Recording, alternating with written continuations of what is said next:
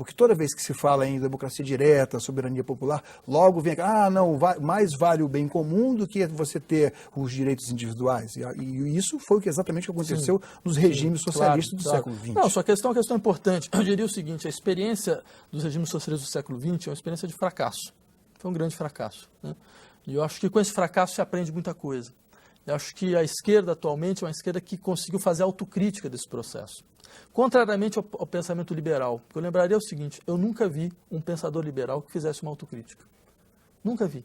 Alguém que falasse, não, de fato, essa ideia de um certo estado mínimo, ela mostrou no curso da história que ela não realiza aquilo que ela é capaz que ela poderia realizar, essa ideia expostas da ideia de indivíduo, produz certos processos de atomização social. Eu nunca vi nada. No entanto, a esquerda fez uma autocrítica profunda nos últimos 20 anos, né? Quer dizer, ninguém está querendo recuperar alguma coisa da experiência dos regimes comunistas do século XX, certo? Eu, por exemplo, diria com a maior clareza, um exemplo, só para que fique claro, Cuba é uma catástrofe. O regime cubano é uma catástrofe. É uma revolução popular que entrou em processo irreversível de degradação há muito tempo. Certo? Não se trata de usar nada disso como algum tipo de horizonte ou de parâmetro. Né? Nunca houve política sem risco. Imaginar que você pode pensar uma experiência política sem risco é uma experiência política sem política. E nenhum risco significa tudo pode dar errado, é verdade. Várias coisas deram errado, em várias circunstâncias. Nem por isso elas foram menos necessárias. Não é porque nós aprendemos com os erros. É porque, num dado momento, sociedades apostam em mudanças. Elas apostam que elas têm uma certa força. E pode ser que no meio do processo essa força desapareça. Ela se quebra. Outro processo apareça e atrapalhe momentaneamente aquele processo. Uma política sem ideias, uma política onde você não acredita na força transformadora das ideias, né? É uma política que não tem mais direito de cidade. É uma política de cemitério. Eu acho que, é claro, isso não significa simplesmente uma desresponsabilização absoluta através de uma defesa abstrata da contingência ou da força de certas ideias. O processo de erros e equívocos nos ensinou uma coisa, que o conceito de responsabilidade infinita era um conceito político importante, né? Quer dizer, que toda ação que você faz, ela é uma ação que pode ser revista, né? É uma ação que deve ser pensada a todo momento, em todos os seus aspectos, né? É necessário você ter uma capacidade de desconfiança contínua dos seus resultados. Nenhuma ideia fracassa por completo. Vejam, por exemplo, o republicanismo, né? Quer dizer, imagina você ser republicano no século XII. Né? Eles vão falar para você é maluco. Né? Você está querendo uma ideia que simplesmente produziu um enfraquecimento do Estado, quase dissolução da sociedade. Olha o que deu, né? A República Romana é o resultado. Né? Teve que vir lá os Césares para conseguir colocar o Império de pé. Né? O que você quer ser republicano? Hoje em dia, ninguém sensato não é republicano. Isso simplesmente nos mostra que na compreensão do movimento das ideias, um pouco de humildade é importante. Muitas vezes nós vemos a ideia num momento, né? Mas esse momento pode ser um grande fracasso. Esse fracasso ele vai permitir com que a ideia se reoriente em vários aspectos. Ele pode fazer com que dimensões da ideia apareçam que não estavam claramente presentes na sua primeira aparição. Existe um movimento. Então, essa fidelidade à ideia é uma fidelidade muito peculiar.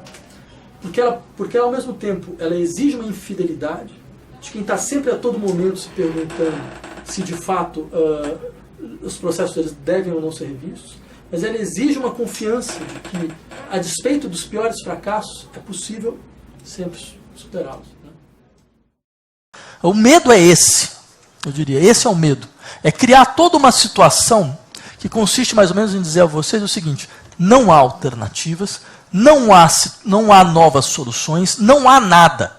Então, acomode-se a uma situação que no fundo ninguém mais acredita. Ou seja, trata-se de transformar o medo no afeto político central.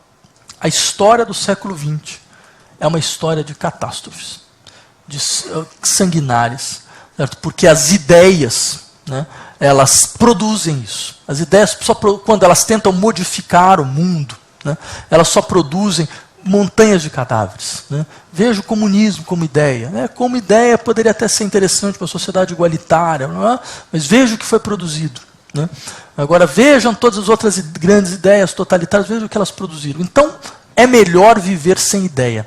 Melhor a morte do que viver sem ideia. Uma vida sem ideia é uma vida miserável. E se é isso que eles têm a nos oferecer, uma miséria intelectual, um medo atávico de tudo, não há por que defender isso. As ideias, elas têm um movimento complexo, trágico e, no entanto, necessário. Foi necessário que a ideia fracassasse, que ela internalizasse seus erros, que ela pensasse os seus erros, que ela compreendesse os seus erros, para que ela pudesse realmente encontrar o seu tempo, produzir o seu tempo e achar a sua força. Toda ideia verdadeira é assim. Nada nos garante que tudo vai dar errado.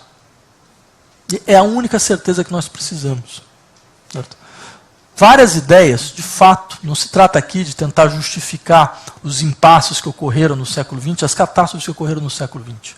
Várias ideias, de fato, demonstraram os seus erros, as suas incapacidades de pensar certas questões fundamentais.